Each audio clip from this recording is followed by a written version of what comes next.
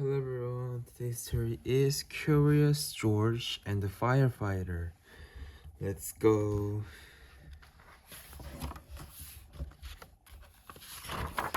This is George, who was a good little monkey and always very curious. Today, George and his friend, the man with the yellow hat, joined Mrs. Gray and her class on their field trip to the fire station. The fire chef was waiting for them right next to a big lead fire truck. "Welcome," he said, and he led everyone upstairs to begin their tour. There was a kitchen with a big table, and there were snacks for everyone. The fire chef told them all about being a firefighter. George tried hard to pay attention, but there were so many things for a little monkey to explore, like that shiny silver pole in the corner. Where did that pole go? George was curious. Why, it went back downstairs. There was the great big fire truck. There was a map of the city, and there was a whole wall full of coats and hats and big black boots. George had an idea. First, he stepped into a pail of boots. Next, he picked out a helmet. And finally, George put on a jacket.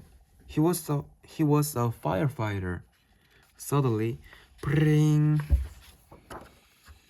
The firefighter all rushed in. "This is not my helmet," said one. "My boots are too big," said another. "Hurry, hurry," called the fire chef. A bright red light on the map of the city told him just where the fire was. There was no time to waste. One by one, the firefighters jumped into the fire truck, and so did George. The fire truck with all the firefighters sped out of the firehouse, and so did George. The siren screamed and the light flashed. The truck turned right, then it turned left. "Hoo, hoo, hoo," went a whistle, and George held on tight. And just like that, the fire truck and all the firefighters pull up to a pizza parlor on Main Street. Smoke was coming out of a window in the back, and a crowd was gathering in the street. "Thank goodness you're here," cried the cook. The firefighter rushed off the truck and started unwinding their hose. They knew just what to do, and George was ready to help. He climbed up on the horse reel. One of the firefighters saw George trying to help, and he took George by the arm and led him out of the way. "A fire is no place for a monkey," he said to George. "You stay here, where it's safe." George felt terrible. George sat on a bench, and looked around.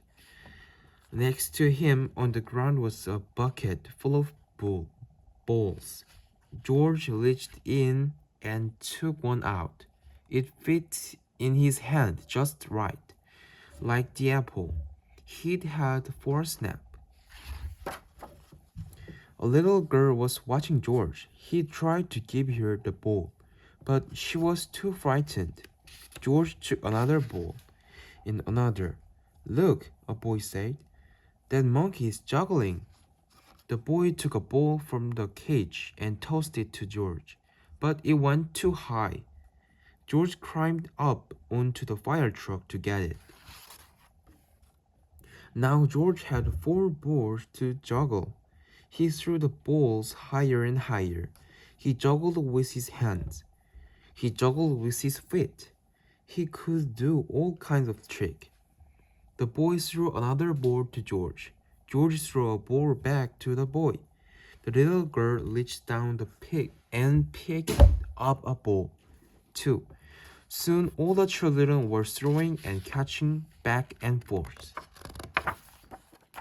The fire chef came to tell everyone that the fire was out.